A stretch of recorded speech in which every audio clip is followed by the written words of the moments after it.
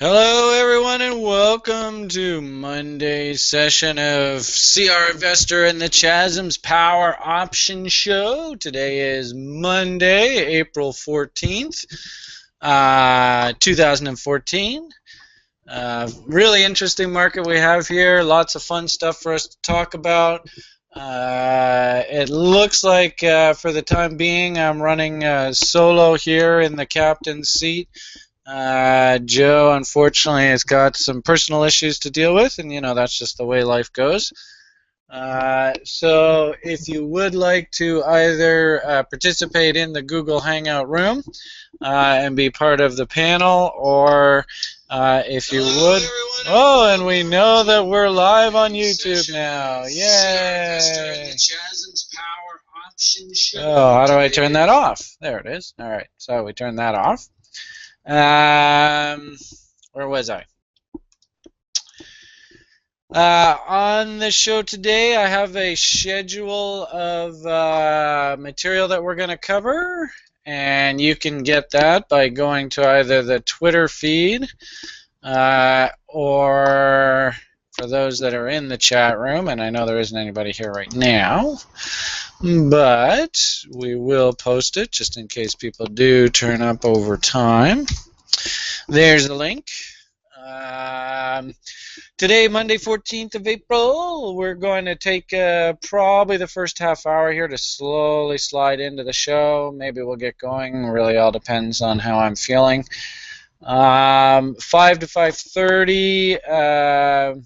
Again, I like to sort of talk about things that are happening in the marketplace, anything that is a fundamental driver, those kind of things. Tough to say, we don't have anybody on the YouTube channel right at the moment, so we'll just sort of play it by ear as it goes. But as I said just a moment ago, we'll take the first half hour and just slowly slide into the program. Second half hour, I'm going to talk a little bit about my option strategies, what I'm looking at right at the moment, various different ways I play the market, either long or short, looking for further upside gains and downside gains. If Joe does turn up, and that's just a big if, I don't know, we'll get a nice little presentation of any information that he'd like to convey to the public between, let's say, 6 and 6:30. And then once we get through that, if we do have any participants in the lounge, then we'll do some Q&A. I have a funny feeling today's show is going to be a bit quiet. Everybody, of course, is watching the Bitcoins very closely on TradingView, and actually we just had a little tutorial session where one of my students, I wouldn't know whether I call them students or not, but one of the participants showed me this fun chart website that basically you can, he calls it the site for screen poor people. So if you're just using one screen, then you can follow 6 different markets all at the same time. So it's kind of fun. I'll maybe make reference or just check this out, and by all means, if there's anybody who has any questions out there with regard to Bitcoins, then we can always take a look at that. Primarily, this show is supposed to be about options and how we can trade options to make money, but I'm more than happy to entertain questions in other regards. So while we're sort of just sliding into the program, I think I'll just leave today's schedule on the screen so everybody can see it. I like to have a little bit of background music playing, so I'll fire that up while I'm at it. Let's see, which window should we use for that? Let's just open up a brand new one, and we'll put it all the way over here. And it's interesting. It's sort of an ongoing experiment I'm having with this Google Hangouts and chat and all this stuff. I like to have a little bit of background music playing, especially if I'm gonna get up for a couple minutes or so and fill my beverage if there's nobody else talking. And I tried to put up a YouTube video, just some classical music in the background, and they got all bent out of shape over that. So I just Googled free music, and this little, I don't even know what it is, melodies loops popped up here, and I thought it was cute, so I'm just going to put it playing in the background, and we'll just press play, see what happens. So.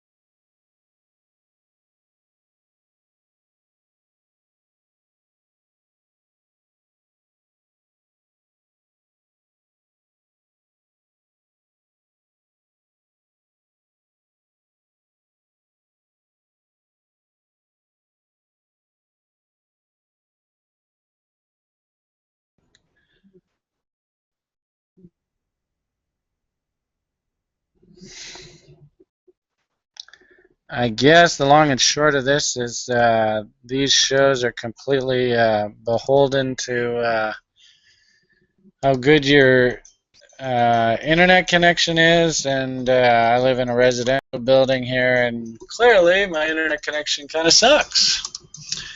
So anyway, we'll have to deal with that as it comes along. So I apologize for cutting out there. All right, so it's now about 5:15. Might as well get started with the show here. I think what I'll do is just put away the T4 for now.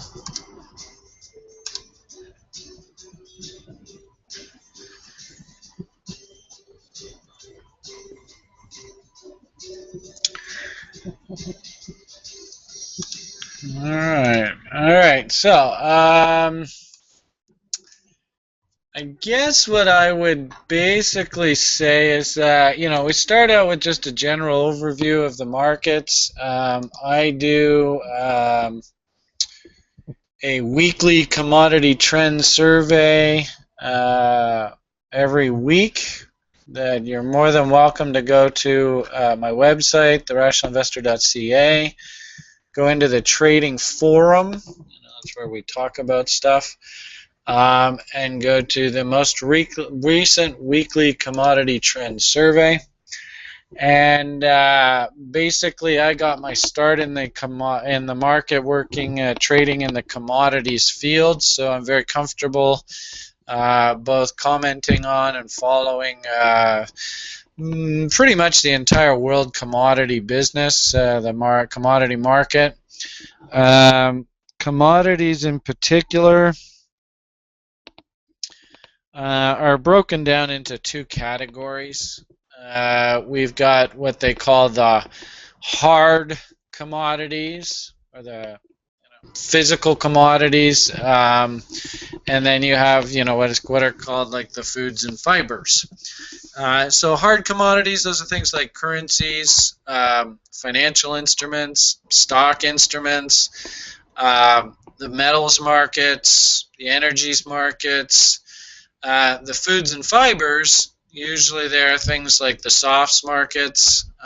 Joe and I did a big conversation on coffee last week, you guys remember. The grain markets, obviously everything that goes into the bread basket. And the meat markets, livestock.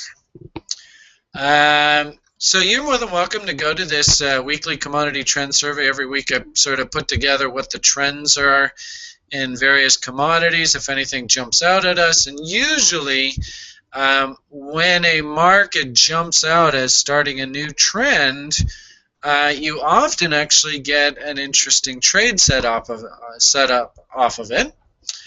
And so that's how I'm going to sort of dovetail this into the options field.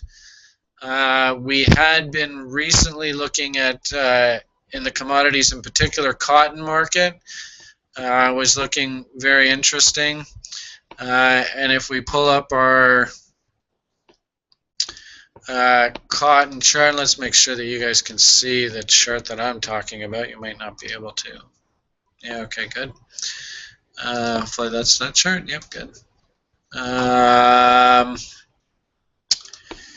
The weekly commodity trend survey had cotton here. Trending higher now for 3 weeks, long from 93.91, stop 73.79. That's a huge, huge stop in commodities land. It's certainly not a day trade kind of setup. Basically, you're playing this massive W pattern here. If we take a look at the cotton contract on TradingView, basically this is what the chart looks like. It's pretty dramatic. I think I did a write-up on this. Crude cotton. The cotton trade itself looks something like this, where a 95 call bought at 105 points, or about 550 bucks. If we get a rally back to the 38.2 fib, then we're looking at intrinsic value of $15,000 on the trade. So definitely something worth considering. This has been this past week's action, not a heck of a lot. Really, I wouldn't expect this trade to get going in earnest for a little while. But it's basically out there working. I think it was a December option that we looked at.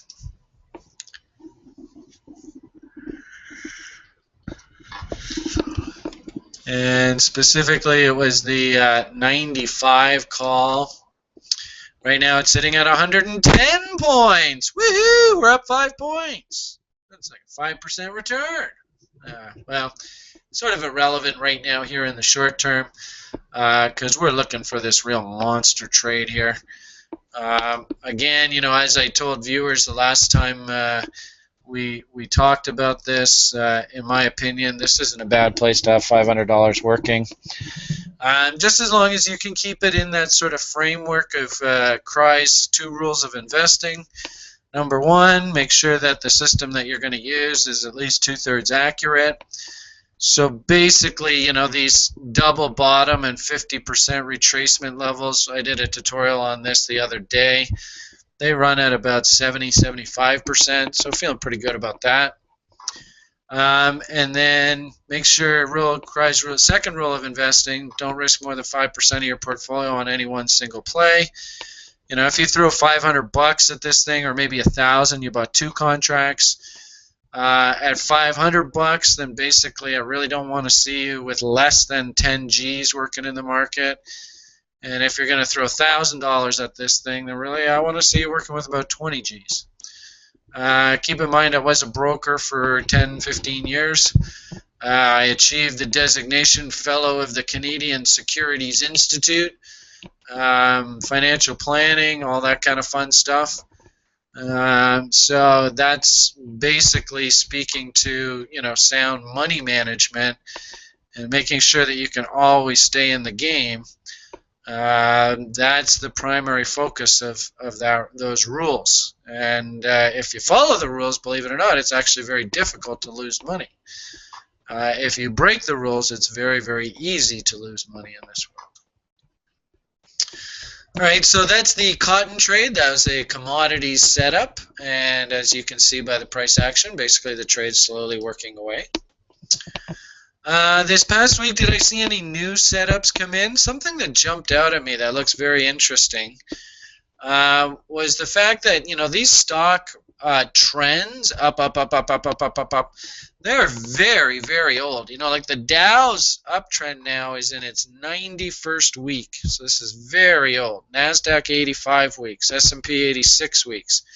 Toronto's actually the junior there at 32 weeks. FTSE 67 weeks. DAX 70 weeks. Australia 92 weeks.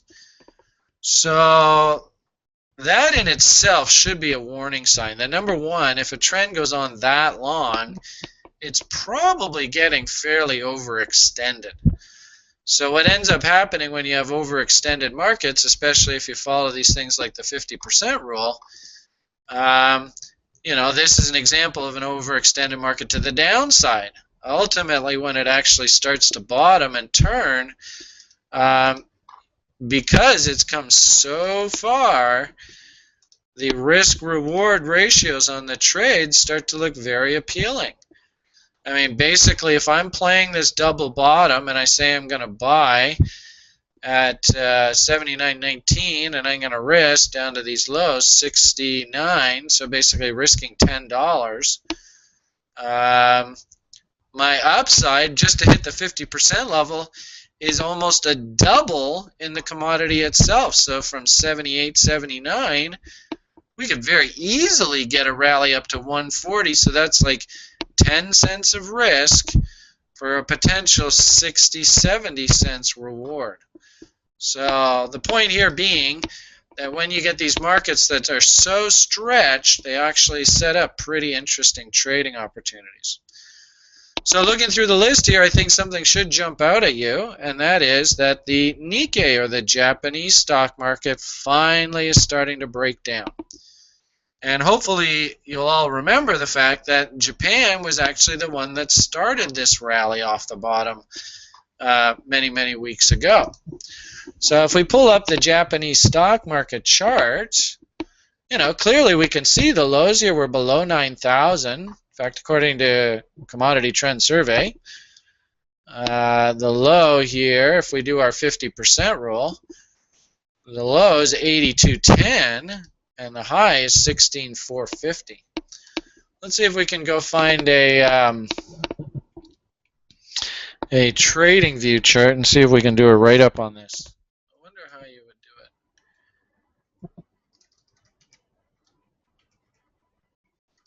Just the first thing to ask is, how do you spell Nikkei? N-I-K-K-E-I. There it is. Nikkei 225. Oh, look at this NKY, Nikkei Index. All right, there we go. Beautiful. So, whenever we're looking for trading opportunities, we want to find a situation where the market's overextended, either up or down, and that a move back to the 50% level should represent at least a 2-to-1 risk reward based on what we're going to risk to. So 50% level, as you can see right now, is sitting on this guy, 12,216. And on our commodity trend survey, the specific number that I had, and this is using the futures contracts, was 12,330. So basically somewhere in here.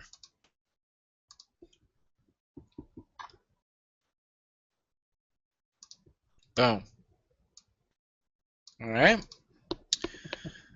The point here is that this would be sort of the natural level for the market to sort of find balance. And interesting how we have this kilo right here. So that's pretty darn close to that. And if we do top out here, of course, hopefully you'll all appreciate that this could very easily be a nice head and shoulders pattern where this 50% level actually is the neckline. So if that's the case, we got to truck our way down here quite a bit. If we looked at this from an options perspective, it seems to me we're probably coming to the trade a little bit late. Keep in mind this is a weekly chart, so if we zoom in on the dailies, we can actually see the breakdown right here. All right. So there's our double top. All right. That's been confirmed again. Now we have an even bigger double top. So if you were going to consider this trade, it would seem logical to me that this is your risk window. All right. Then we zoom back out to the weekly, and this is your reward window. So the question ultimately is this a 2-to-1 risk reward? So zooming back in on the daily, we see that the high here was 15, what does that say? 15,312.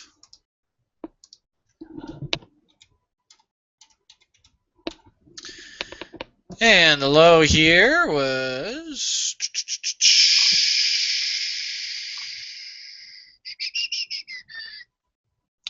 I hate how they do this. How am I supposed to see that number?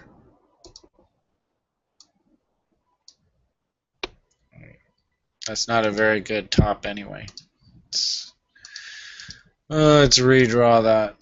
I'll give you a nice looping top. There we go. That's pretty.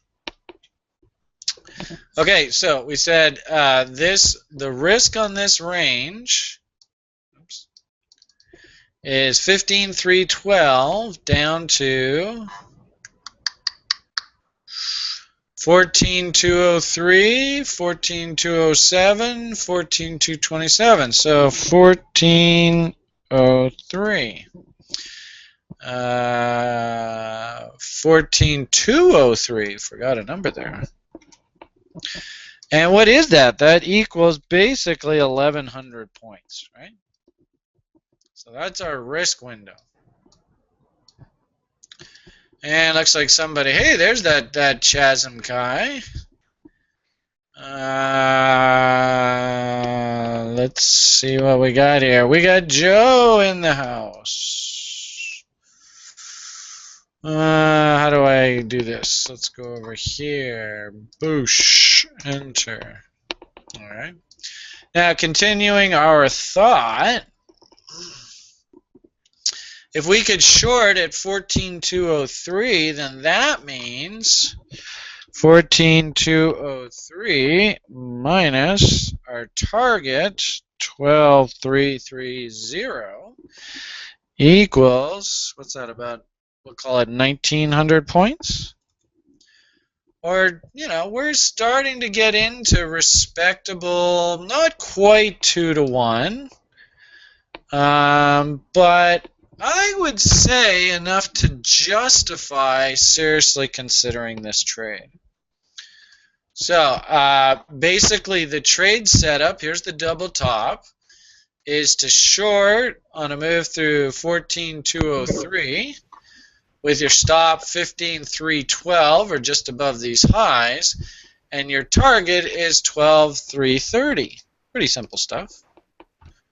Hey, look, Julian's here, and now Joe's here. People are piling in right, left, and center. Hi, Brian. Hi, guys. So, all the listeners out there, Joe, my partner, quote unquote. Yeah, I know. I've been pretty bad lately. And he's probably going to be more of a spectator today, but we'll see if we can get him to say hi to all the ladies out there. I'll always say hi to the ladies. All right, so just to review any new viewers or anything out here that are just popping into the chat, we started off, or the YouTube video, we started off with a look at the cotton setup that we looked at previously, and we noticed how the cotton trade itself is just kind of going sideways, but the cotton options themselves are moving up. So obviously the street kind of likes that trade. They're not moving up a hell of a lot. They're at about 550, 560 bucks right now, so no big deal. We talked a little bit about the risk reward on the cotton trade from the options perspective, and then applying your CRI's 2 rules of investing to try and make sure that you keep yourself honest when you're gambling in this stuff. Then I sort of dovetailed into what is our weekly commodity trend survey suggesting we ought to look at now. And I talked a little bit about how the stock indexes themselves, these uptrends are getting very, very old. And the further they get extended, the bigger the opportunities for us options people. And I pointed out how the Nikkei right here is just breaking down now, and how Japan actually was the one that led us on the charge up. So if they're leading on the charge down, that would actually make a lot of sense to me. We took quickly a look at the actual Japanese stock market chart, and really, I mean, it just makes common sense. Obviously, this is where you want to be a buyer, you know, nice double bottoms, lots of W patterns. Call options in there might have been interested. Now that we're topping out, we actually have a fresh little double top to work with here. It set up an interesting trade setup in that you have about 1,100 points of risk versus 1,900 points of reward. Not quite 2-to-1, but interesting nonetheless. And, you know, again, I just happen to be eyeballing this, but if you believe in my bullish and bearish A, B, C, D price patterns, you can see how the market is projecting a nice move lower here regardless. You know, usually what I find as a technician is that the 38.2 fib is very popular, and a lot of people watch it, so, you know, kind of the notion of this bear ABCD, that's going to come right into this 38.2. We might get a nice spike down to the 50% level. But you look at the price action itself, you can kind of see how this price action here mimics this action. Then the breakdown here kind of mimics this action. You see that this low here just so happens to be right on the 38.2. So we might get a nice little counter trend rally out of that.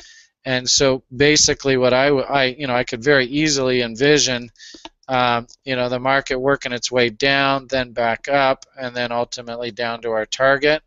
And then at that point, believe it or not, we might actually get a rally right back up top because of this right shoulder here. Having said that, the short,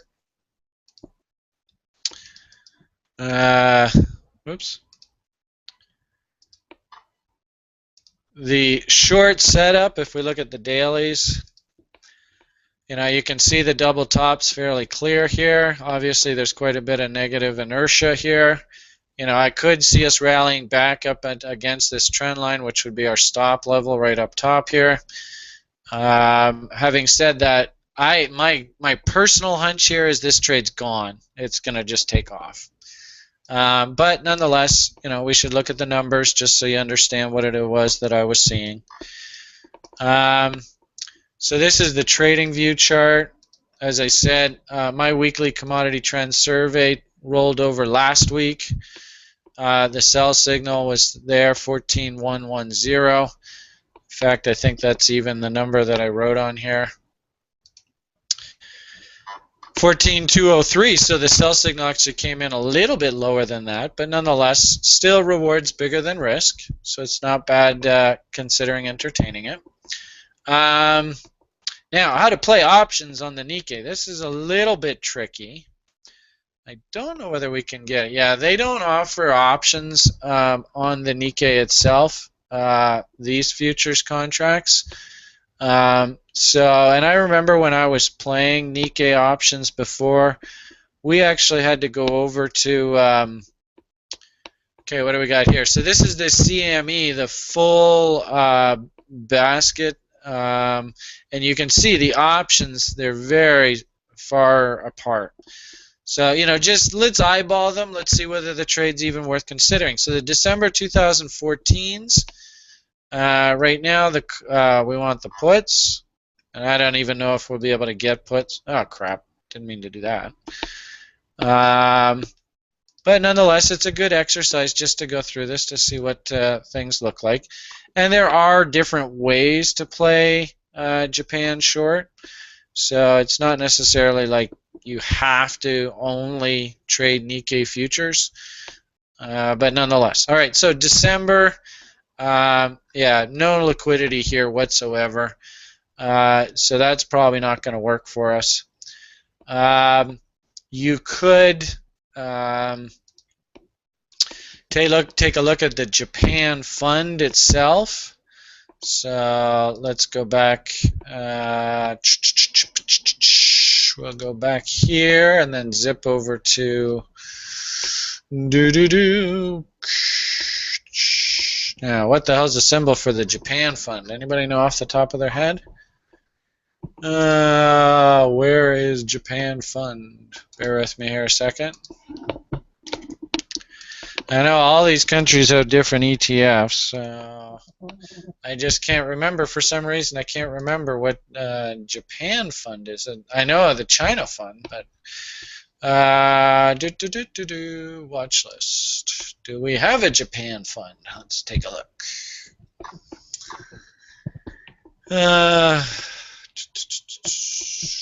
All right, so just to review, nice breakdown, nice bear ABCD, 50%. Those people that follow my OTE models, I find it fascinating that these often correspond, and this is typical where institutions will get interested. Look how the OTE zone, the 78.6, is right off of these old highs. So, markets absolutely love to come back to old highs and just tag them. And if you think about it, if there's downward inertia and downward pressure, there will be people that miss this original move, and they'll just leave their open order to buy whatever it is just sitting at this level. They'll just leave it, and they'll just let it work. And so chung, chung, chung, chung, market comes all the way back down, and boom, they get their fill right here, and they look like geniuses. So, there are many different ways to skin the cat. And those open orders are a typical way. So country funds, do I have a Japan fund here? EWJ, that sounds like it could be a Japan fund.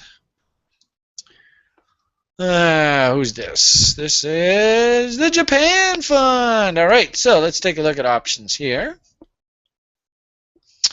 And they got leaps. I love me my leaps. All right, so, continuing our theme, theoretically, if we pull up the Japan fund, it should look very similar to this. So let's see what it looks like.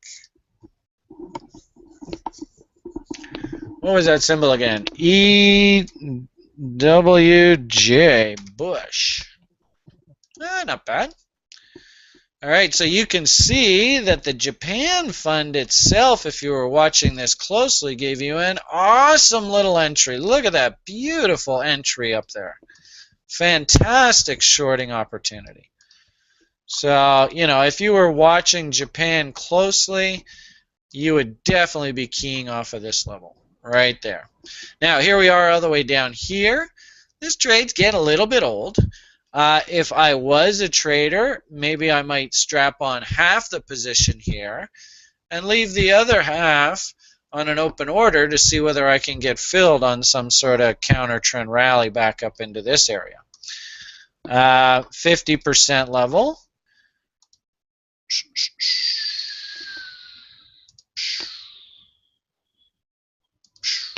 So we should right now be looking for 10.5 bucks.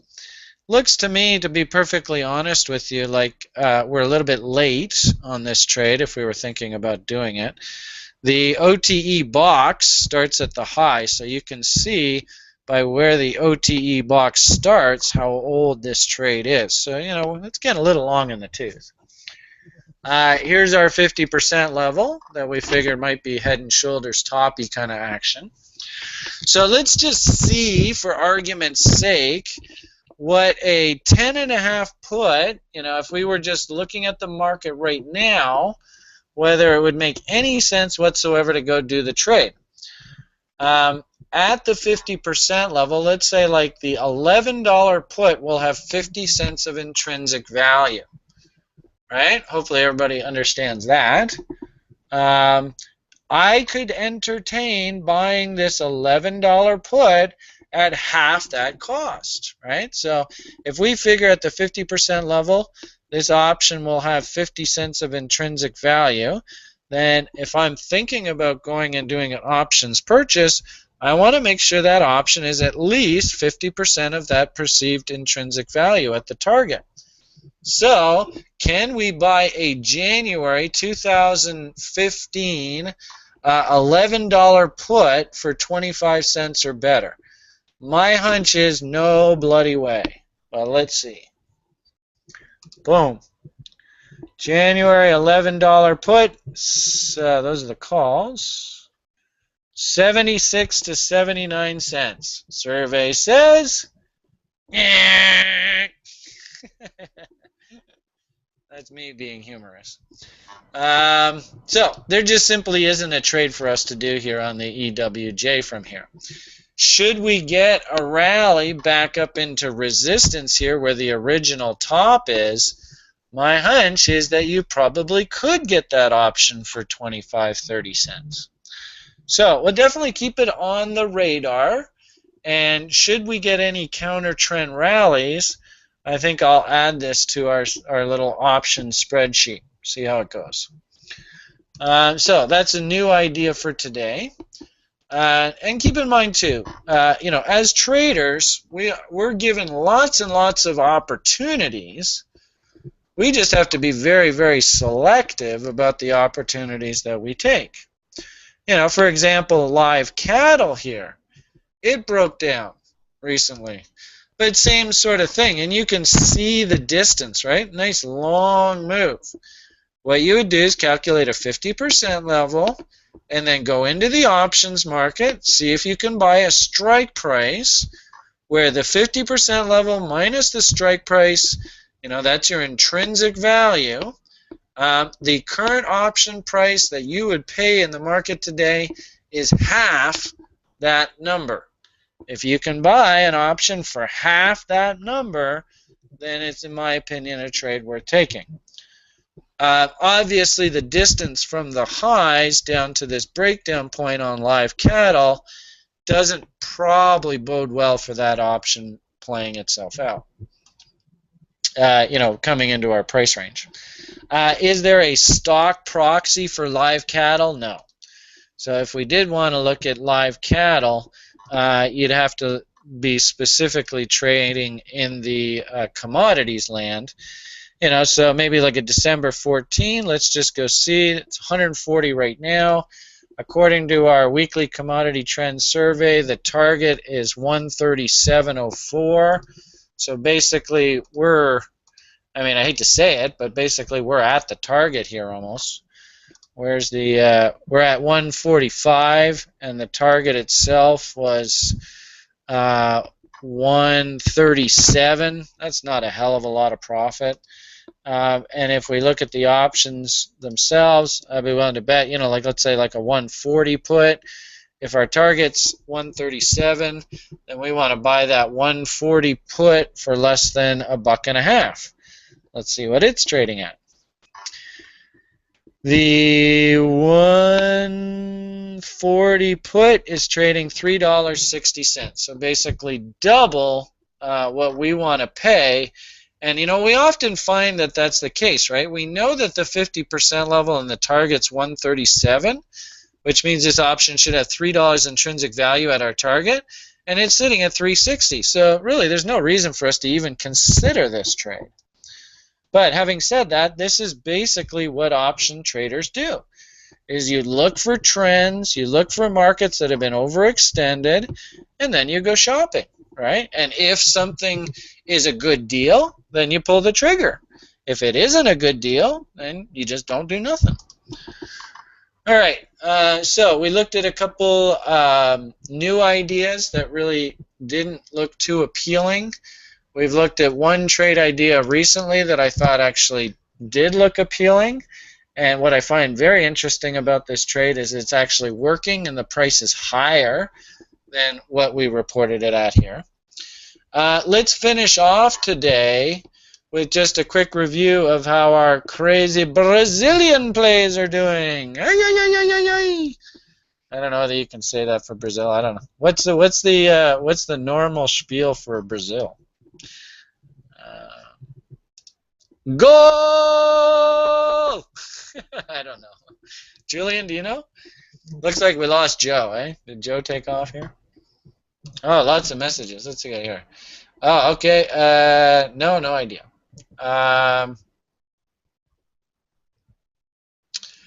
It's really weird, Julian.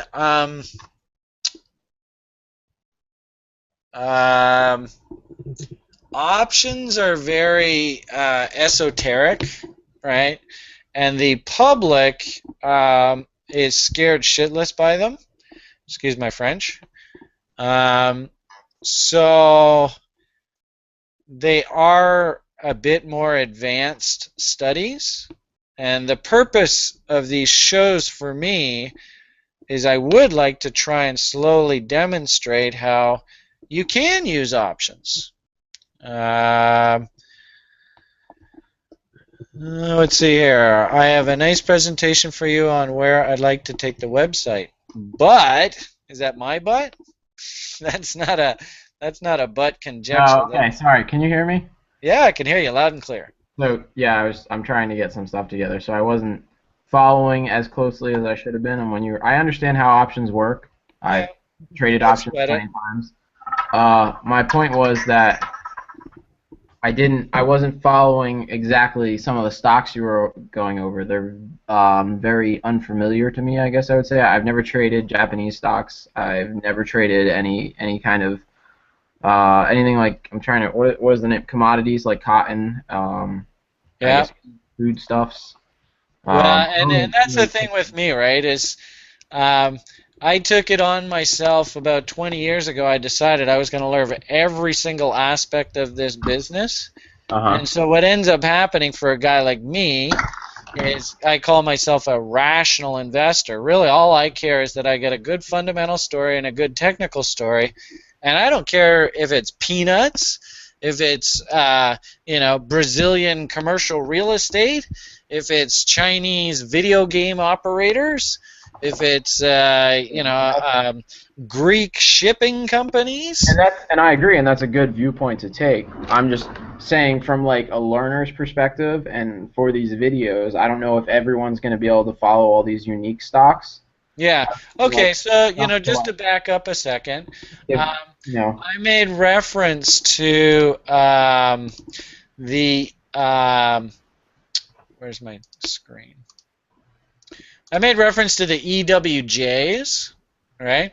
This is basically the country fund of Japan. uh-huh. As the title says here, it's the iShares MSCI Japan Fund. So that actually isn't a very far stretch. All of the world's major stock indexes have exchange-traded funds that basically track the index. Uh-huh. So, and I follow them on my little algorithm here. Does that So, update automatically, or do you put these different stocks into your algorithm? Does that? the program that I wrote, basically what it does on a daily basis, like you just saw on the screen there, and you can only get to this part if you subscribe to the site. Do you suggest we open that up publicly? That's a conversation you and I'll have another day. But basically, what the algorithm does, and I can just describe it, is I just go out and I pull down the latest data from Yahoo database on, and this just happens to be the EWJ, right? Okay.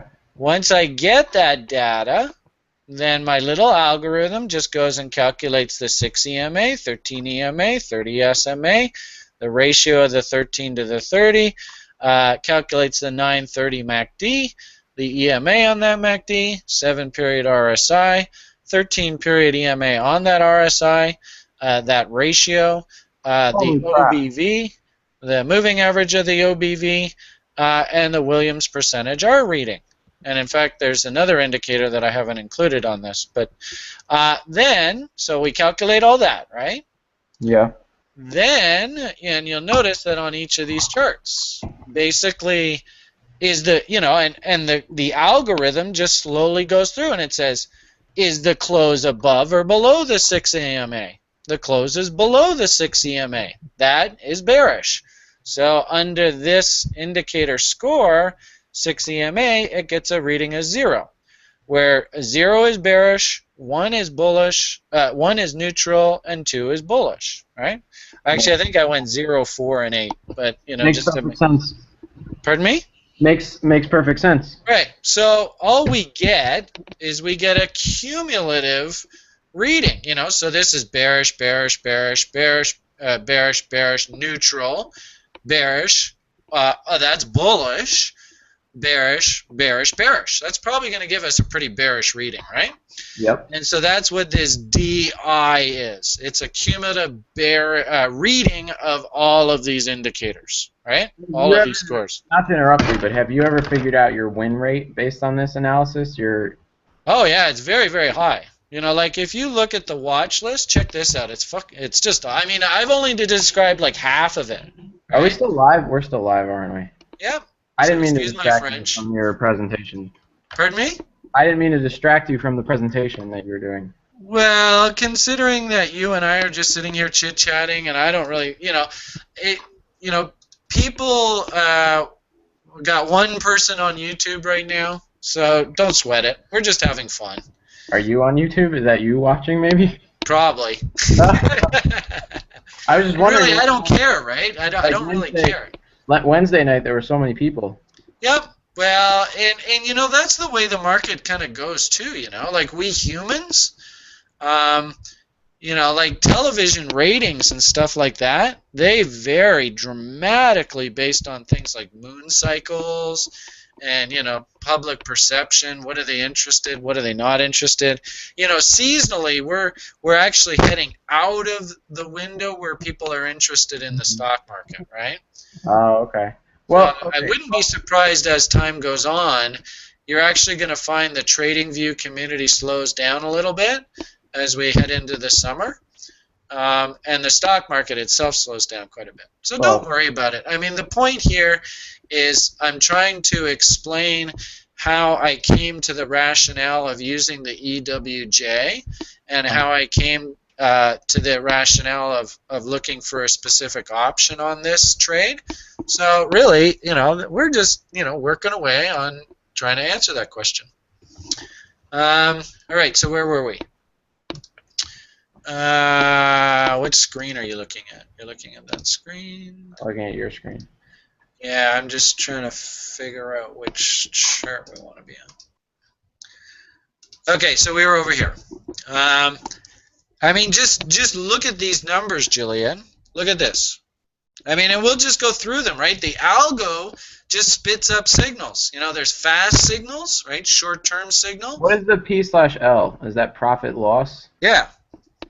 So, I mean, look at this. Plus 145, plus 165, plus 99, plus $4, plus... I mean, where are the losses? I don't see any fucking losses. Come on. Show me a loss. Show me a loss. Oh, is that in percentage or is that in... This is just raw numbers. Just raw numbers. Hey, here's finally a loss. So on Coca-Cola, we're taking a loss. Oh, here's a loss. On Merck, we're taking a loss. So how long have these been traded for? What do you mean? Well, is this cumulative or is this just one trade? Or oh, this is the open trade. I mean, just look at it, right? On the 3rd of that's April. the one open trade. Okay, so that's not the cumulative. Do you have a cumulative for some of these? I haven't got to the point. I really should, though, eh? Now, the issue here... I'm looking at this from a marketing perspective. Yeah, totally. I mean, and hopefully what you understand, Julian, is I mean, this was probably like a 5-year cumulative event to get this thing up and running. I mean, it was just a lot of work. Trust me, I've tried to create my own thing, and I'd be interested in showing it to you later after. It's not nearly as complex as this, but it follows a similar fashion. It's very funny that you came to using the 0, 1, and 2 concept. I use -1, 0, and 1. Yeah. So I can show you after the show's over. I'll let you continue. Yeah. If you'd be interested in seeing it. So, and then the question ultimately here, right, is, you know, when do you get out? Yeah. Right? You know, these signals are awesome, but the signals themselves don't tell you when to get out. They just tell you when to get in. So what I've done, just for really simple, keep it simple, stupid kind of idea, is I've just put a 2-day stop on these trades, and I don't think it does it value. I'd have to do more work on it, but you know, using just a 2-day stop, I have 3 different systems that I designed to actually trade the market. So the first system is called trading position by breadth.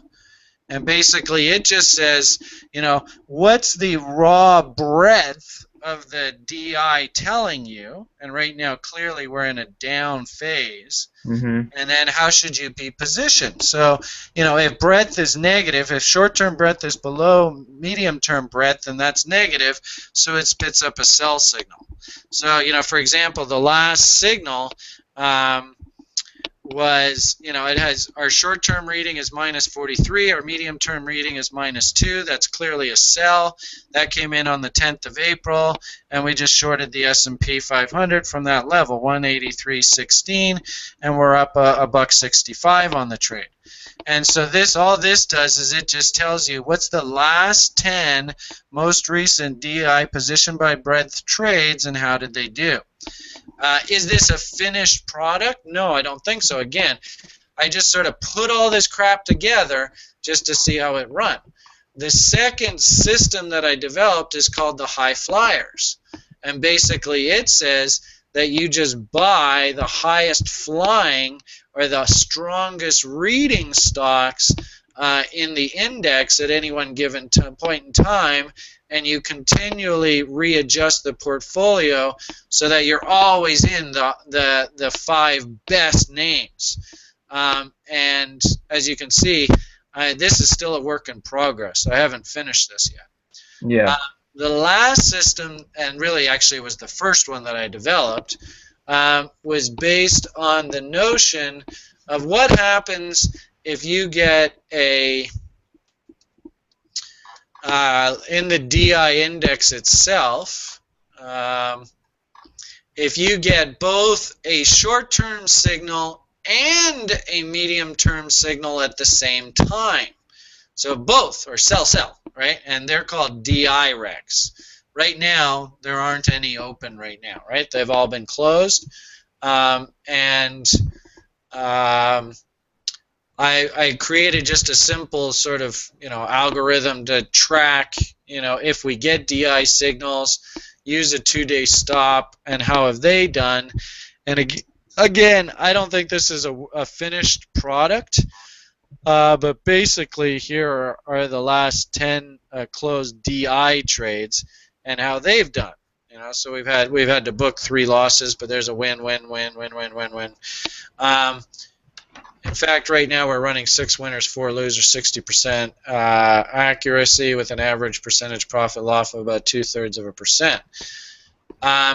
They're all profitable and they work, and you can see. Remember, I said.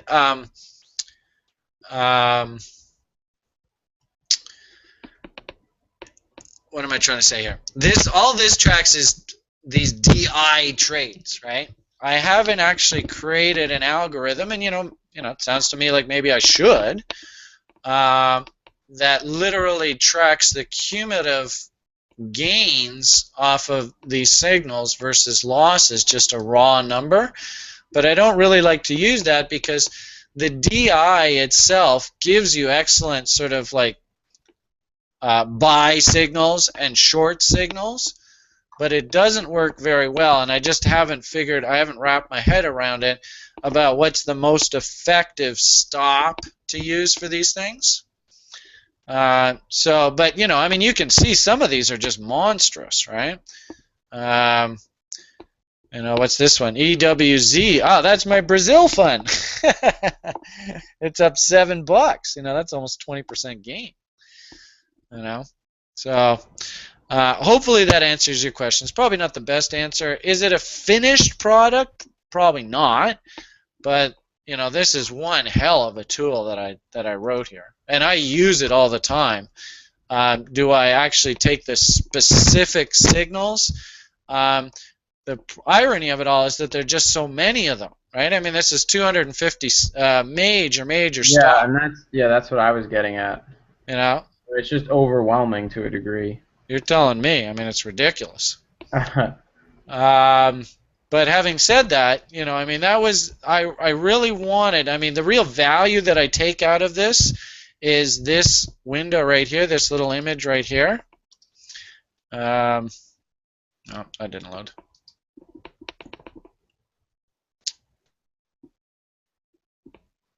How do you open image in new window? Anyway, it's not really that relevant. This breadth information is so valuable. This breadth information is so valuable. Anyway, we can talk lots more about that. Let me just finish up here. It's 6 o'clock now. Let me just finish up with the 2 or 3 things that I was going to touch on, and then we'll open up to Q&A. If you have some other questions, options related, we can always touch on that, okay? Okay, sure. Okay, so just to finish up our options conversation today for the purpose of today's presentation, I'm going to hop over to a different screen share. All right, so recently the WDB, which is another completely different way of approaching the market, the WDB looks specifically for option prices where you literally get paid by the market to hold a position. Zip, zip, zip. And this thing takes a moment to load. My server's super slow. The model itself got quite interested in Brazilian names a few months ago and spat out, in particular, two names. PBR, Petróleo Brasilia SA, or Petrobras, known in the industry. And if we look at the fundamental story behind them, it's just absolutely remarkable how cheap these stocks are fundamentally. PBR is still trading below book value. I mean, we've had this monster rally here, and the fundamental data is actually still okay. You're getting paid 5% dividend to hold the paper. I mean, geez, that alone in itself is appealing. I remember when we first saw this stock, my knee-jerk reaction was this gap had to be filled in. And sure enough, that's basically exactly what we've just done. The model basically said that, excuse me, we could go and write the May. Let's move this out of here so we can see it. We could go and write the May 2014 $18 put option on PBR, and we would collect $7.20. Just out of curiosity, let's see what that option is at now.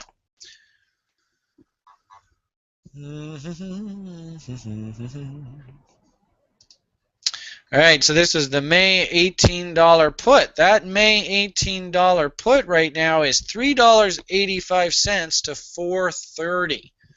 So the put itself has actually fallen in half.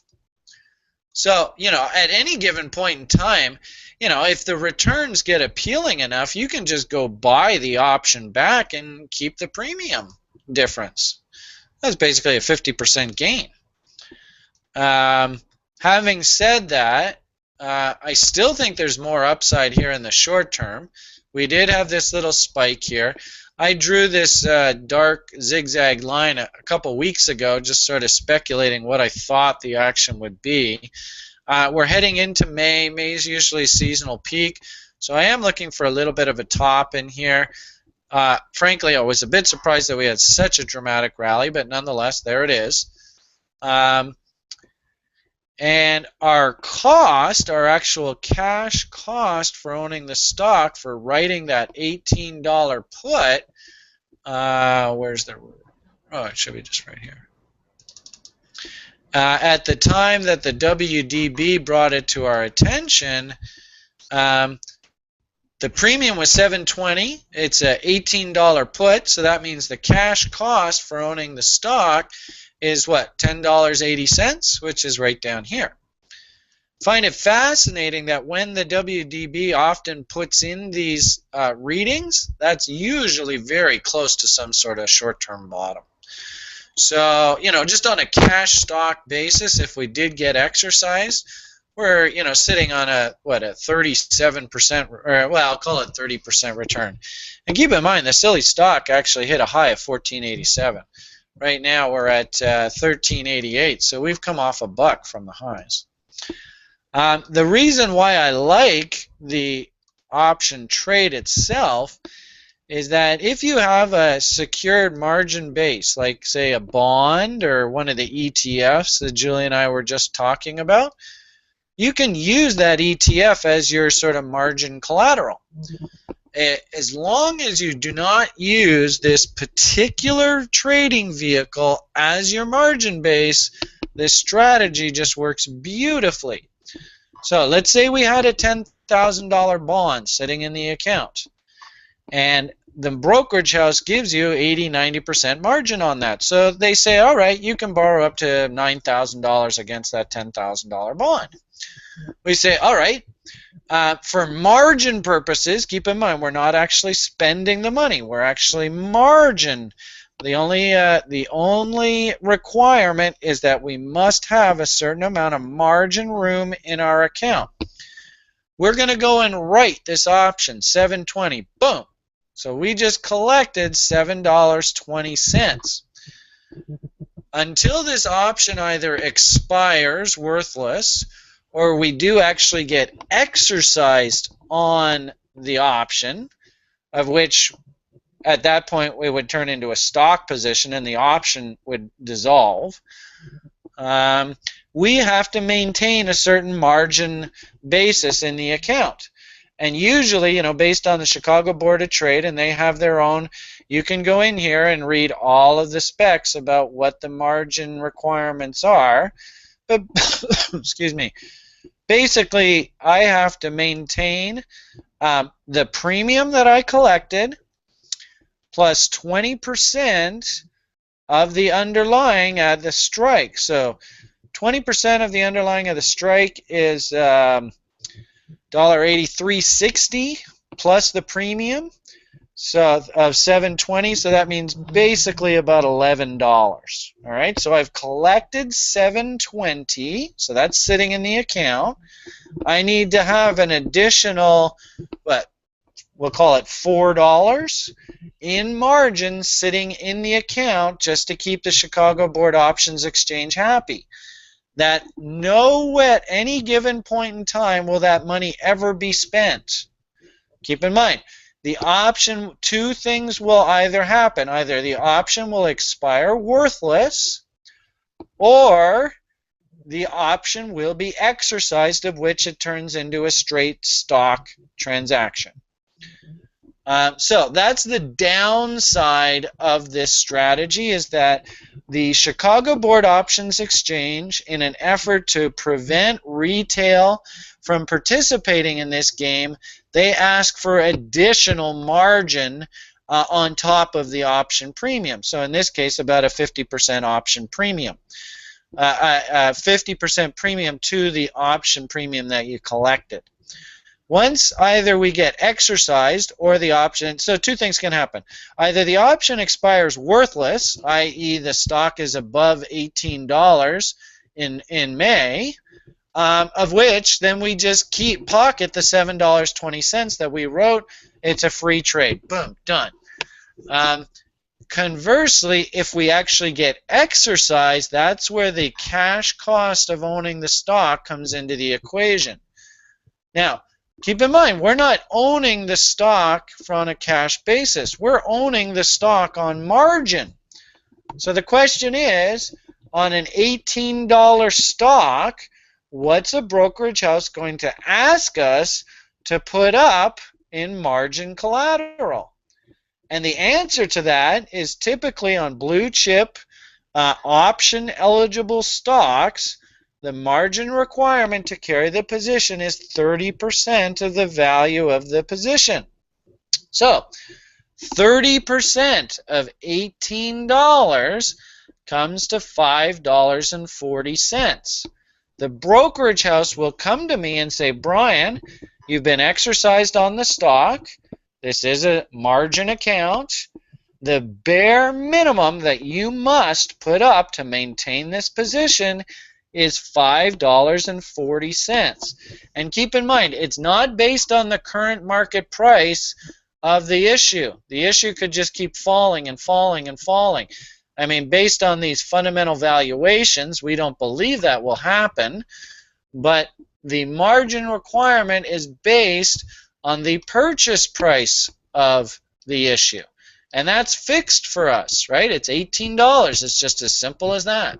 So at any given point in time, the brokerage house will come to us and say we have to have $5.40 Oh, by the way, we collected $7.20 in premium. So we have that covered from day one. Indeed, the actual ratio is you get paid a 33% premium to own this stock on margin. It's just as simple as that. And frankly, I would like to get exercised on this, and I would like to own this company indefinitely. Paying a 5% dividend with these kind of fundamental valuations and this technical outlook, I think we could easily see $20 to $30 a share. And given that our cash cost is $10.80, if we get a move above $21.60, I will insist that we sell half of the position. Once you sell half of the position on a double from your cash cost basis, then basically it's a free trade, right? There's no downside risk to you. You've got all your original money back in your hands, and you're just playing with the market's money. So that's the PBR trade. The dovetail to that is our Gavisa, where, and what's interesting is Joe actually took the opposite side of this, where he actually bought a call option. It was just so compelling a story that he said, what the hell, I'm just going to go buy a call. But the options, the WDB options model, it basically told us on this red line date here, you can see on the screen, that we could have written in July 2013 $5 puts for $2.53. This was when, the stock was trading 6 times earnings, 0.45 times book, 0.7 times cash. If we look at GFA now, fundamentally it's trading at 6.42 times earnings. It's trading at 0.15 times price to earnings growth. Keep in mind, this PEG numbers, this is what growth investors like to follow closely. And they don't want to pay more than 2 times price earnings growth. So at 0.15 times price earnings growth, this is quite a compelling story. Price to sales, 0.64. Price to book, 0.49. Yes, they are carrying some debt. So that basically makes this price to book not nearly as compelling. But, they've got $4.15 in cash on the books. So price to cash, it's trading less than the actual cash on the books. And this guy, too, will pay you a little bit of a dividend.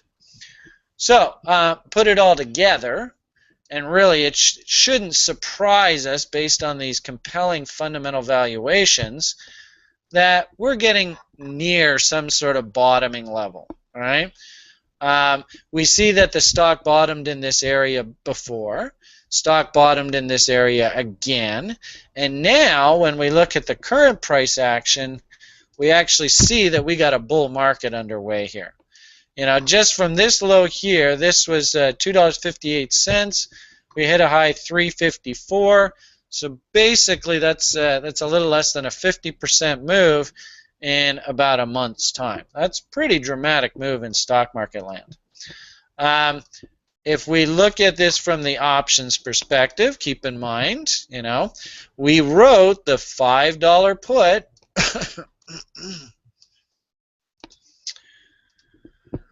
All right, where are we here?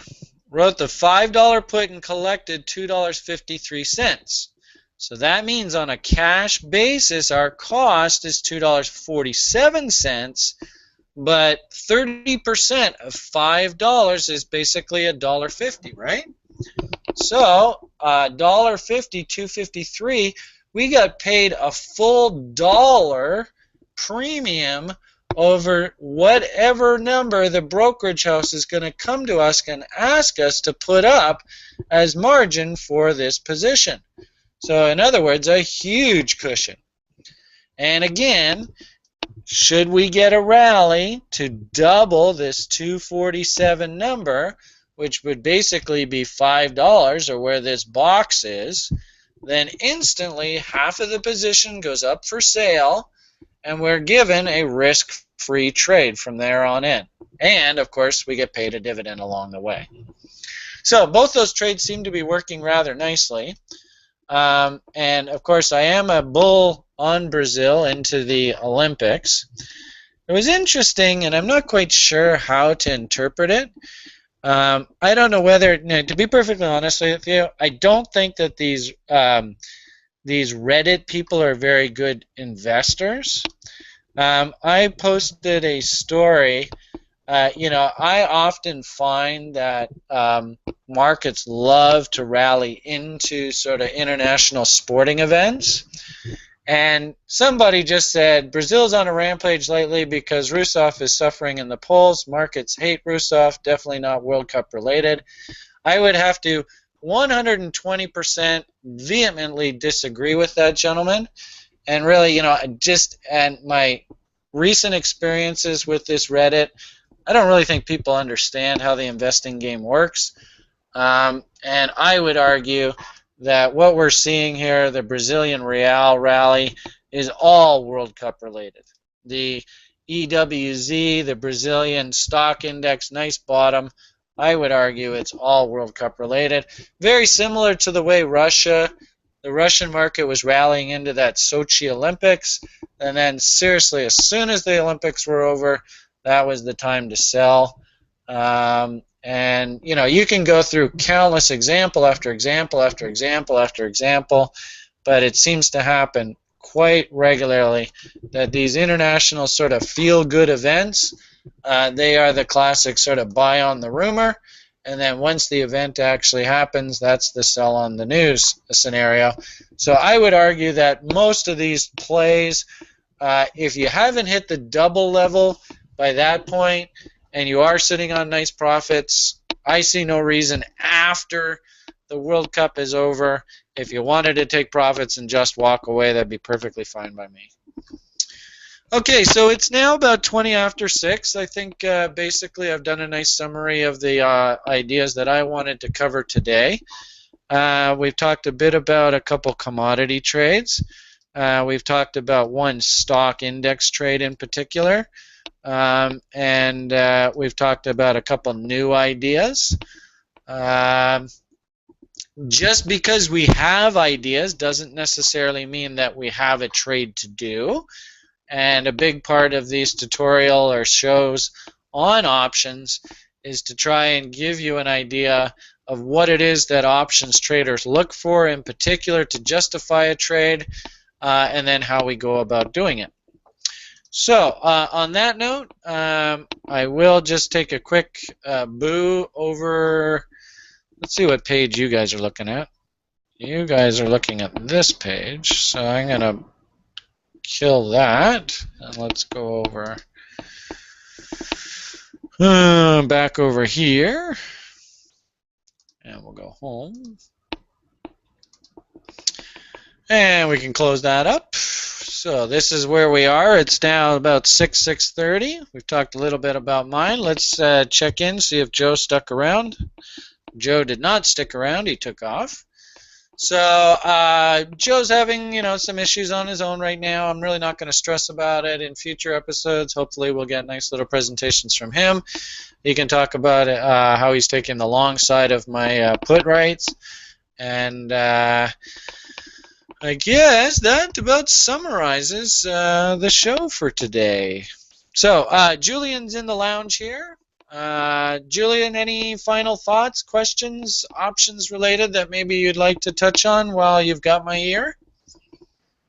Yeah, I mean, I guess my main question would be, how would say, you're an investor just starting to get into the market, where would be the best place to start for trading options? All right. First and foremost, if you wanted to learn about how options work, they always say, right, go straight to the horse's mouth. So my recommendation would be to go to the Chicago Board Options Exchange. They've got lots of tutorial stuff on how to trade options. You know, they have like little paper trading and virtual trading links. They've got, you know, a world of information. My second recommendation, believe it or not, would be to, you know, like I have an options section here in my links list, CRI's links list on my website. So, you know, you're more than welcome to go through and look at all these various resources. You know, there are lots of tutorials. I was going to say my recommendation, believe it or not, is to pop into one of my tutorial sessions. And I run these tutorial sessions on a fairly regular basis. Keep in mind, I was an options broker, so I did this for lots and lots of years. You're more than welcome to pop into any one of my tutorial sessions, and I'd be more than happy just to slowly walk you through the process of how an option works, what your risks are, what's, you know, keep in mind that the biggest issue for options trading, of course, is the fact that, you know, they have time value, right? Yeah, I understand. I do understand options. I mean, I'll let you explain for anyone else that wants to listen or watch later. Yeah, But I so do hopefully that understand. answers the question. You know, I mean, I what it meant more sounds so like. like, say you understood options, what would be the best stock to start trading with, or ETF? Um, my answer to that is that the market will actually tell you where you should be participating, right? So kind of like our Japanese stock market, we happen to see a technical setup here, but when we actually go look at the option prices off of the proxy that we can use here in North America, they're just not compelling enough. So, you know, maybe what it sounds like, Julian, is you and I need to just put together a nice little 30-minute how to trade options video, right? Or I should, and you're just direct me. Or a PDF or something. Yeah. Um, you know, now that's an interesting debate in itself, right? Yeah, I'm trying to ask questions. I mean, some of the things I understand already, but I'm trying to ask simple questions that like Oh, that people, makes sense. That makes you know, sense. wouldn't. Um, I think you've been at this so long that sometimes you explain it at such a high level that a lot of people wouldn't even understand. yeah, fair enough. That makes sense. Keep in mind that options are not the best place for an absolute rookie investor to go to. They're very much a niche market. I love them because they can take good returns and turn them into stupid returns. I mean, stupidly good. And Yes, I've had that. you can actually get ways for the market to pay you to actually take positions. I mean, who the heck ever heard of actually getting paid to invest? I mean, it doesn't exist, right? No. You can't go get paid to buy a penny stock. Nobody's going to pay you to do it. You know, you can't go get paid to buy 100 shares of Microsoft. Right? That theoretically should cost money out of your pocket. You shouldn't actually get paid to do it. Right? I mean, that's how absolutely incredible this option strategy is, where you can actually get paid to participate in the market. That's nuts. The question is, how much do you get paid? Well, you know, like our little PBR example. I guess I have it on the other window. Hold on. And every single option has its own little matrix, right? So, going over back to that window, just bear with me here a second. Which one is it? Take your time. Is it this one? Am I on the right page? I don't think I am. I think it's this one. Do do do. Boosh. Boosh. Boosh. All right, so our PBR, right? Can you see the PBR? Yeah. Yep, I can see it. Every single, um, so kind of like, remember we were talking about the DI, right? Where every single day the algorithm goes out and it just asks Yahoo for the stock data, right? Every single day, this WDB options algo, it goes out and it asks for the fundamental data on all stocks traded on the New York Stock Exchange, the AMX, the NASDAQ. And it basically says, I'm only interested in the stocks that are trading below book value, single-digit PEs, and below 3 times cash. And that's sort of my fundamental criteria of what, I absolutely have to see that criteria for me to justify thinking about doing this option right strategy. I have to believe that we're very close to a floor on the stock, right? But, this screen right here, after we've done the fundamental screen, then the algorithm goes out and it basically just pulls down all of the strike prices of stocks that meet the criteria, the fundamental criteria, and then it just simply does a simple math equation. It says, what's the margin requirement to hold the stock at the strike price, and what's the option premium? If the option premium is greater than the margin requirement to hold the stock at the strike price, then it meets the model criteria. And in essence, that basically means that this, on the PBR, the little write-up here, you see that it says percentage premium. Basically, it means that that's over 100, right? Because 100 would mean that you're collecting exactly the same in option premium to what the margin requirement would be. So every day on my little WDB options screen, and I'll pull up my email here so you can actually just see what the reports look like.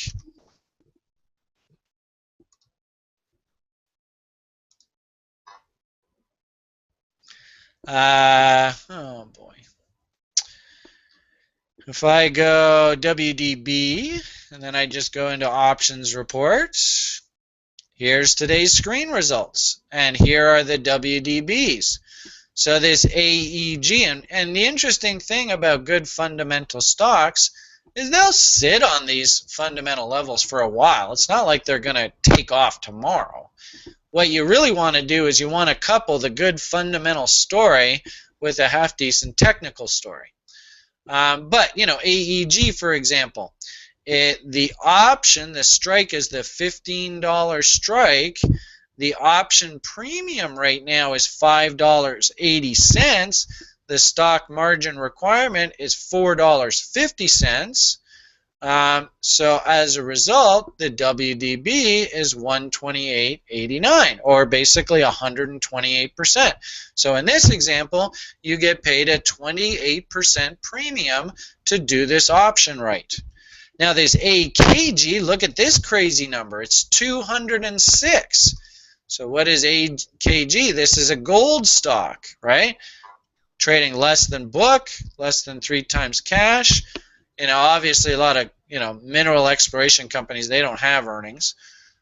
So that's not part of the equation on this one. But what's the math here? You see the stock is basically, what's that say? $2 and close $2.07, okay? So, and I would imagine this option might be a little bit higher today. So what we're saying is that the stock is so fundamentally cheap, right? Trading 0.77 times book. If you sold all the assets of the company right now and the fair market price, you get $2.69. Oh, by the way, they happen to have a full dollar in cash of that $2.69. So it's not even like you're, selling all the assets at market would be $1.69, and they've got $1.01 just sitting in cash. So the report says that if I write the $5 put option, the current premium in the marketplace is $3.10. That's what I'll collect. If I get exercised on the $5 put, That basically means I bought the stock at $5. So the brokerage house says, Mr. Beamish, thank you very much for your transaction. Your margin requirement that we demand that you have in the account is $1.50. So in essence, I just got paid $1.60, $1.60 extra that's just going to sit there as extra income to hold this position. Does that make sense? How long do you hold it for? What's the expiration date? There is no expiration date. You know, this Oh. option itself, right, expires in August, right? But this is assuming that we get exercised on the option. But don't you not want to be exercised? No, I want to be a shareholder. You know, we are writing a put option. So wait, hold on. I don't mean to interrupt. So go back real Yep. quick. You buy it. You write the put option, right? Right. And they pay you $1.60 basically to write it. No. They pay us $3.10. But you have to. What's the SMR again? This is the stock margin requirement. So Okay. if let's go to the Chicago Board of Trade right now, right? Hold on a second. Sorry, I'm just trying to wrap my head around No, it. and hey, you know what? This is totally good. This is exactly what we need to do here. This is exactly what we need to do.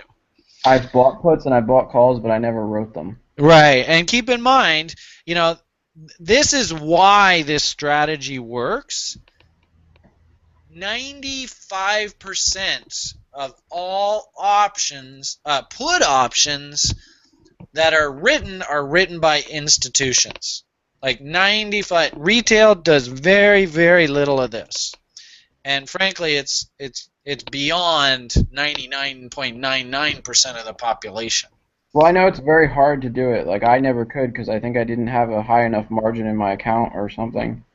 Yeah, well, and the CBOE itself, they have things like you have to be an accredited investor, right, which means you have to have X amount of money in your account. The brokerage house, they'll plead with you not to write the option, right, because it's unlimited liability for them. But, the long and short of it here, and, this is basically what I detail in this introduction. This page that I wrote up here, is that a load? Oh, because I'm logged in, eh? Yeah, here we'll log out. All right, this page that I wrote up here goes into detail about, all the barriers and all that kind of stuff. Wiki links on derivatives risks and all that, right?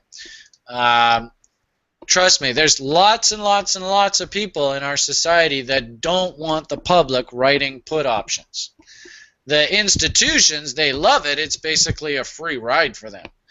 If you can understand how this stuff works, you can make a killing. Like I said, you can actually get paid to participate.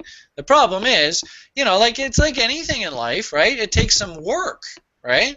And a lot of people, ironically enough, when it comes to investing, they actually want to turn their brains off. They actually want to be told what to buy and sell. Ah, that's funny. It's terrible, but that's just reality. All right, so looking at this AKG, right? So here's this August $5 put, $275 bid, $325 offered, right? There's only 9 open interests there, right? So you can see that, look at, somebody is really busy on the 2.5s. And remember we said that institutions write like 99% of the options, 99% of the put options. Mm-hmm. So that's information in itself. If you look down the put column and you see, boom, a huge open interest in one particular put, that should tell you that the institutions do not believe the price is going to go below this level. So in essence, the market right here is telling us that there's a floor at $2.50 on the stock. So, that also plays well into our hands, because keep in mind, we're writing the $5 put, right? We're collecting $3.10. What does that mean our cost, our cash cost on owning this stock is? Can you tell me what that is? How much did you say we're buying it for? We are paying, right? We're collecting $3.10. This was as of the report yesterday, right? We're collecting $3.10, and our strike price is $5. So what's our cash cost? Right? I'm sorry. $1.90. Yeah, just that. Well, basically $1.90, eh? So the fact that the floor, I mean, look at this. Somebody's written 2,000 puts for the 2.5s. Somebody does not want that stock to go below 2.5, right? And you look at it, I mean, the stock right now is below it, right? So it sounds to me like this guy, he wants to be a shareholder. He wants to own this stock. Excuse me. Anyway, long and short of all this is, right, according to the model, we need to maintain for the Chicago Board Options Exchange $4.10, right, our maximum short put margin requirement, as long as this position is open, as long as this option position is open. So that means that we got collected 310. We're going to actually have to have another $1 in margin room in the account just to make sure the Chicago Board Options Exchange is happy, right? Once the option either expires worthless or is exercised, then this MMR just vanishes. It disappears, right? Because it's not part of the equation anymore. So that's one barrier that the Chicago Board Options Exchange puts up to prevent retail from participating. You actually have to, you collect 310 initially, but you have to have 410 in your account. So you got the premium 310, you're going to have to put another $1 up out of your own pocket to make sure that they're happy. Now keep in mind, the model is predicated on you having a $10,000 bond or whatever sitting in the account which never gets touched. All right? Okay. So, so whenever you get these WDBs that are above 200%, in my opinion, they're just slam dunks. They're just easy money. Well, okay. Well, so how can you lose money on this, though? Is there any way you can lose money?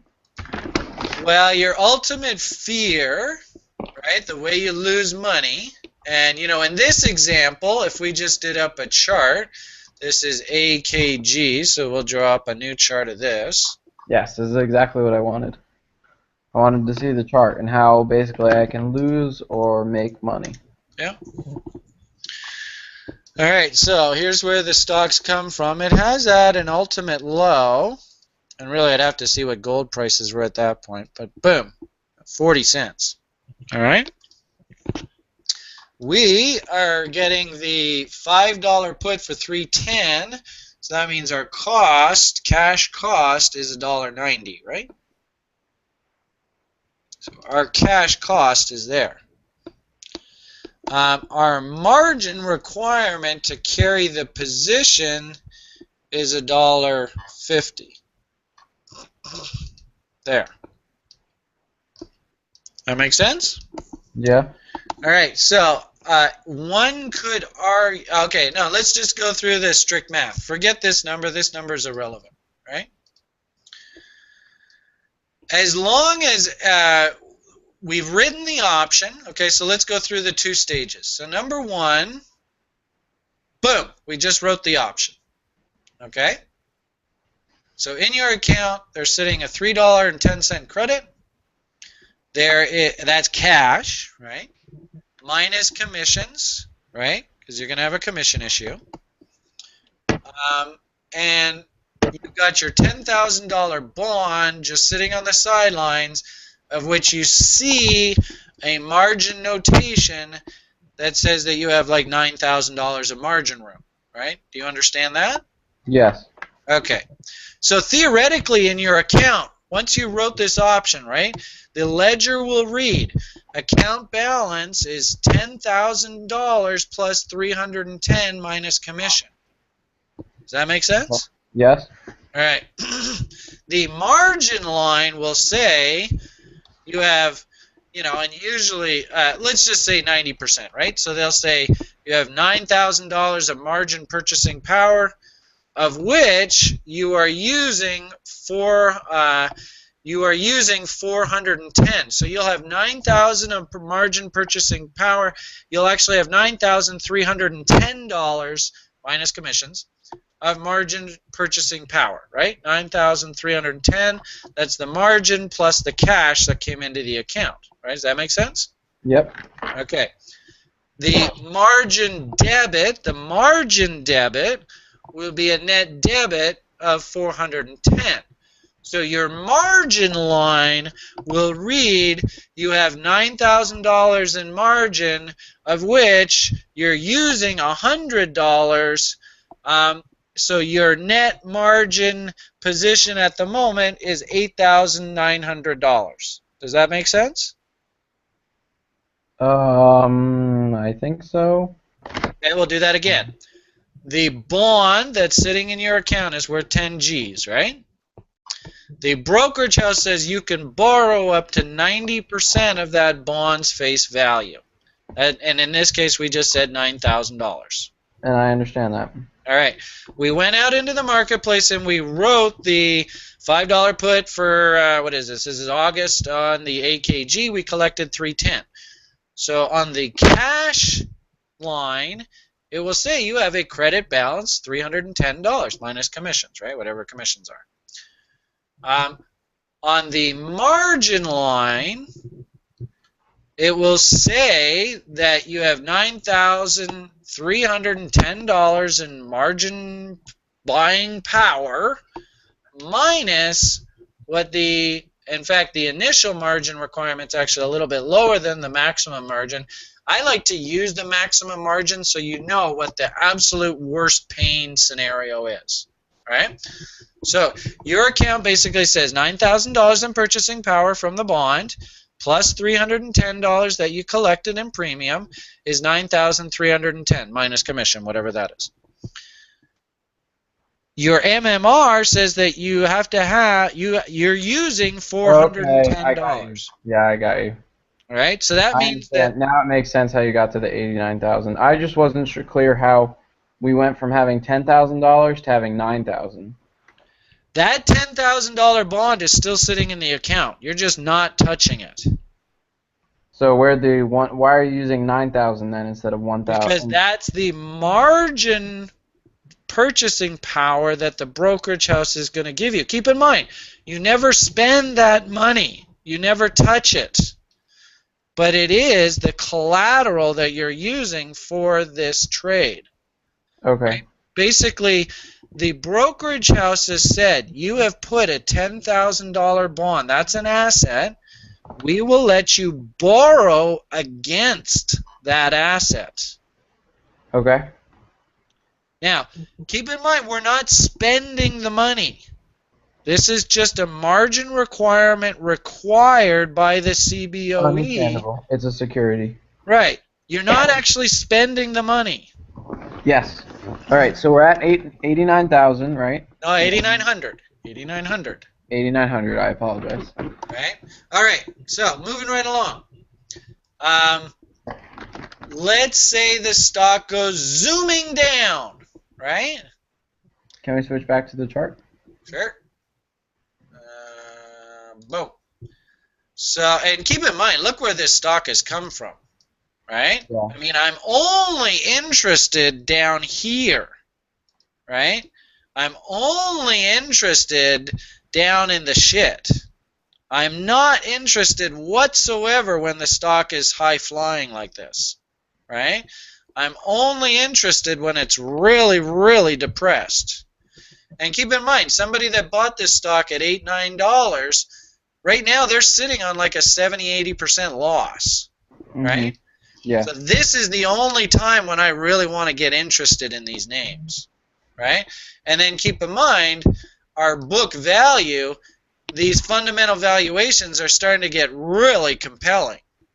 Keep in mind, the stock has $1 in cash on the books, right? I mean, from here, from this level, right, lower, this is all cash. Do you understand? Yep. All right. So really, our risk window is the premium of the other assets that the company owns, right? This is just all cash down here. Uh-huh. So let's zoom in. This is a weekly, so let's look at the daily. Okay, so a couple different scenarios. We've got the $5 put, right? So we're heavily in the money. Boom. Right? This is where we're going. This is the option that we have collected $3.10, which means that our cash cost is down here, $1.90. Okay, so scenario number 1. Stock goes down. Boom. What's our position right here? Okay. Keep in mind that because of the fundamental valuations, I'm more than happy to be a shareholder indefinitely. Right? I want to own these companies. So, if it's before expiry, remember this is an August option, right? You with me? Yep. Okay. So August option, boom. There's the the expiration date. Okay. So if the option goes, or if the stock goes down, then the option price will go up. But keep in mind, we've already actually figured what the maximum margin requirement the Chicago Board of Trade is going to ask for us.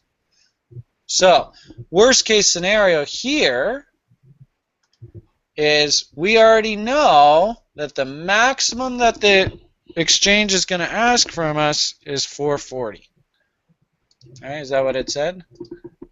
410. 410. 410. Even less. It doesn't really matter if the stock is here, if the stock is here, if the stock, whoops, didn't mean to do that. The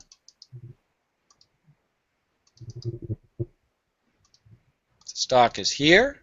Doesn't make a difference to the Chicago Board Options Exchange because all they care about is what's my strike price. And what's really interesting about this is your margin requirement in the Chicago Board Options Exchange eyes, it actually goes up as you get closer to the strike price. Try and figure that one out. Like I said, at the very beginning of this trade, if you did the trade today, the initial margin requirement is $3.51. So you only have to have about 40 cents premium over what you're collecting.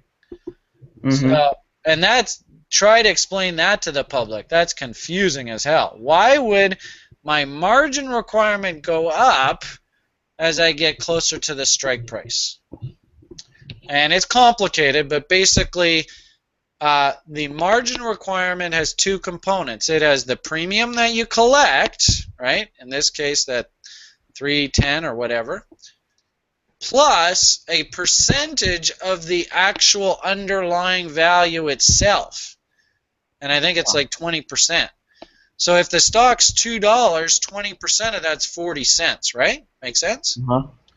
But at $4, 20% is 80 cents. So the margin requirement actually increases as you get closer to the strike. So scenario number 1, the stock goes down. Interestingly enough, as long as the option's alive, your margin requirement actually is lower than what I like to calculate as the maximum margin requirement. Your margin requirement is lower than my maximum threshold. All right? Okay. If the stock before expiry again, if the stock goes up, this is where we start getting to the 410, where it kicks in. Now, the interesting thing about this is 1 penny above $5, right? If we get to expiry and this stock is anywhere above this $5 level, the option expires worthless. And we just collect and keep this, 275, 310, whatever the hell it is. Do you understand that? We don't get more money. You only get. Oh, okay, because that's what you sold it to. Right. Whoever bought it at. They paid me that 310, right? According to our model here. Yeah. Right? Where is it? AKG here. So if the stock takes off, kind of like our PBR here, right? If the stock takes off and it just doesn't look back, and I have seen situations like this, there's no reason that PBR here can't get above 18. I mean, it could happen, right? If AKG jumps above $5, then it's just a free trade for us. Thank you very much. But as I told you before, we want to get exercised. Ideally, we want to be owners. The best case scenario for us is the stock gets right up to here, we get exercised, and keep in mind our cash cost is $1.50, so anything above $3, and boom, out goes half. Right? And then we got a risk-free trade. All right. So that's before expiry. What's the implication? The simple implication is your maximum margin requirement by the CBOE will be $410. Doesn't matter if it's here, here, here, and ironically enough, the number actually goes up as you get closer to the strike price. Does that make sense? I suppose it does. All right. For the most part. I've never dealt with writing options, so... Pardon me? I've never dealt with writing options, so I'm okay. trying to wrap my head around it. I'm just trying to inverse it from buying them. It's a little bit different, right? Because buying, think of it like an insurance policy, right? Insurance on your car, insurance on your house, insurance on your life, right? Uh-huh. When you go and buy car insurance or home insurance, it's just that one premium, right? And it's sort of like I can sleep at night, right? The writing of the insurance policy has a whole bunch of liabilities associated with it, right? So it's a little bit apples and oranges. Yeah. Anyway, the long and short of all this is, while the option's alive, your maximum margin requirement, if the stock craters, and keep in mind, the only reason why we're interested in these things is because they're selling at huge fundamental discounts, right?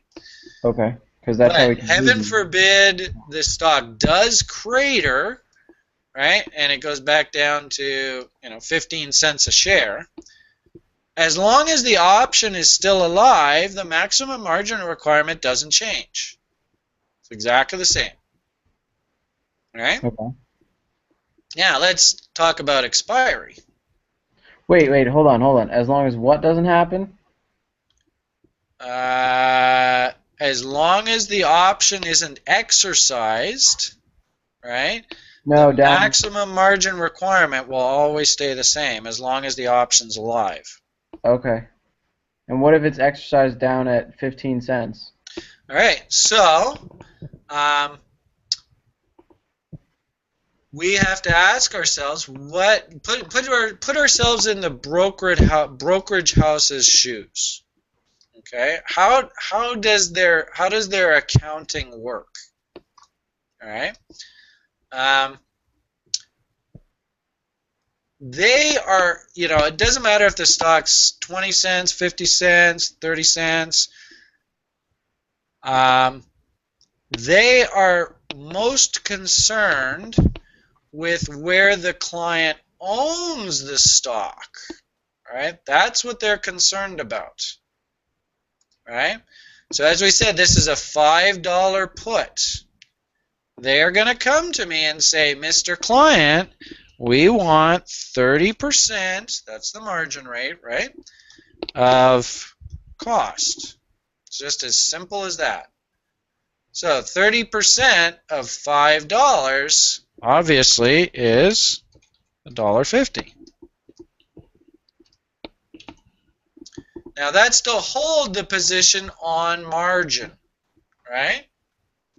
I know people that have held margin positions for years. Does that make sense? Uh-huh. All right. Remember, our cost was $5. All the brokerage house cares is, remember, we got our $10,000 bond, right? We're not using this vehicle for margin. And that's the danger that people get into, is that they'll buy the position using this stock as the actual margin vehicle. And well, the problem is if the stock craters, then where do you get your margin to pay this 150? Does that make sense? Yes, it does. It's complicated. You're an engineer, right?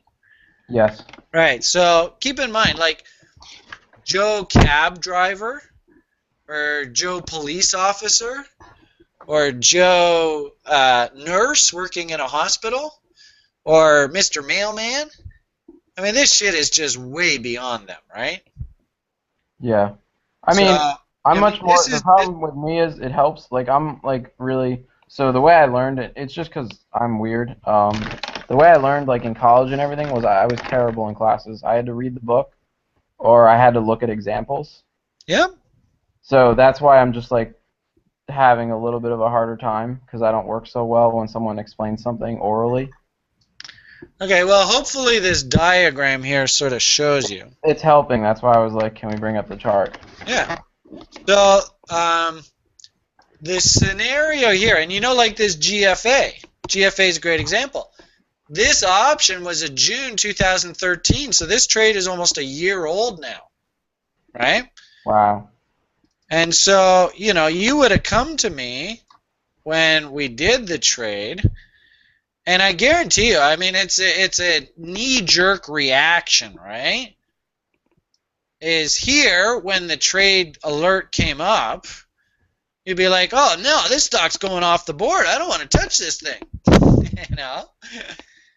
But it's only because I've worked in the market forever that I know that at some point, if the fundamental valuations are compelling, the stock literally can't go lower, right? There are actually fundamental investors out there that will actually have to buy this thing based on these fundamentals. They have no choice. So try figuring that one out. No, there's certain funds, right, that have to own a certain amount of the stock. Well, you know, if this is an index component, then yeah. But, you know, there are a lot of people out there that run fundamental screeners, right? And their fund may be based on fundamental criteria. And so as a result, this thing pops up on their fundamental screens, right? And these are compelling evaluations, right? Single digits earnings, they're actually earning money, trading at half book value, and trading a fraction of what the cash they have on the books. Those are fundamental valuations. The issue here is that the broader market hated the BRIC nations, right? We went through about a 2 or 3 year spell there where you couldn't give BRIC nation paper away. You know what I mean by BRIC? I've heard the term a bunch of times. For some reason, I can't remember.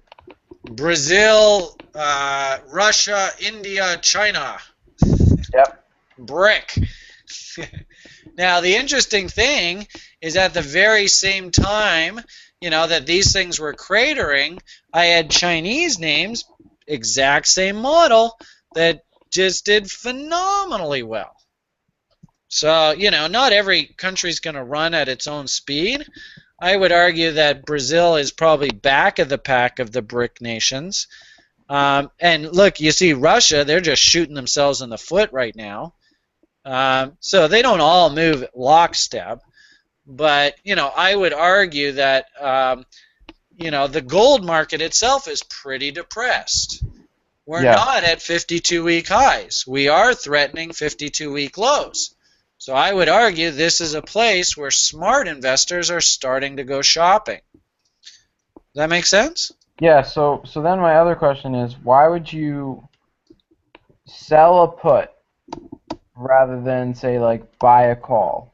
Because you don't know when the stock's going to go up and you're not 100% sure. Is that why? And the put's safe. Right. Well, that's one perfect reason. When you buy a call, basically you're buying a time window. Yeah, exactly. When I write a put, interestingly enough, my time window is from here to here, right? There will be a finite decision on this date. Either I get to own the stock or the option expires worthless. So very, very different. Right? Think of your car insurance, right? You buy the insurance policy and it ends at a specific date, right? For the underwriter of a home insurance or house insurance, the day that it expires, they go, phew, right? Their liability's over at that point. That's a good date, right? Yeah, exactly. As purchasers, that's a horrible date. We don't want that date, right? Because that's the end of the party. Uh-huh. Right? So big difference. You want to sell way before then. If you're a call buyer, like this GFA is a good example, right? You could have, at this point in time, when the put option engine says, hey, start paying attention, you could have bought in a call there, right? You see that? Yeah. And, had you had the kahunas to pull the trigger and take profits anywhere up here, then buying the call worked. But what happens if your expiry date just so happened to be on this bar here and you did nothing? Then, your option may have expired worthless. Boo-hoo-hoo, right? Mm-hmm. Whereas I wrote the put, I ended up getting exercised, and I'm more than happy just to park the stock in my account, collect the dividend, and just wait and just be patient. And oh, by the way, I actually have a premium sitting in my account to what it costs to own it on margin. I mean, I know some people that take these premiums out, right? Because, our example here, you get a 200% premium. Technically, once the option's exercised, right, and you're a stock owner, that's all you need to leave in the account is that $1.50. So technically, you could take that $1.60 out, the difference, and go have a party, right? Yeah. That's what I mean by getting paid. That is pretty cool. It's fucking awesome. This thing's incredible. As soon as I get some money together, Julian, I'm going to be running this for the rest of my life. It's just I've got no fucking money right now. Excuse my French. We're still live. You might. Just Huh? We're still live. Do we want to close it out, the live session, and go off? Yeah, I mean, really, this YouTube stuff, it really does. It's, Well, it's I'm not really as candid cute. as I would be if it wasn't live. You'd be swearing like a sailor. No, I'd be asking some more questions and saying some more things. Okay, all right. So then, why don't we just wrap this up? All right. So, anybody who did watch the YouTube show, I hope you enjoyed yourself. This is Brian Beamish, CRInvestor. This is the Investor and CHasm's Power Option Show for Monday, 14th of April, 2014.